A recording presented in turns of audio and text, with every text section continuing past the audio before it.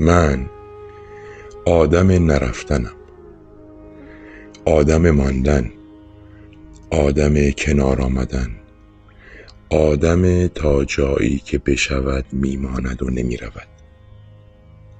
یا اصلا آدم دیر رفتنم، خیلی دیر، وقتی که ببینم هیچ راهی نمانده، وقتی همه درها را کوبیده باشم و کسی باز نکرده باشد، وقتی همه چیز را امتحان کرده باشم و نتیجه نداده باشد. اما اگر روزی بروم دیگر آدم برگشتن نیستم، آدم مثل قبل شدن و پشیمان شدن نیستم.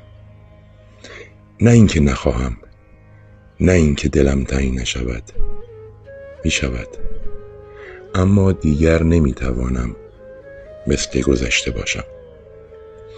باور کن، آدمی که برای ماندن همیشه جنگیده وقتی می رود یعنی دیگر هیچ دلیلی برای جنگیدن نمانده است.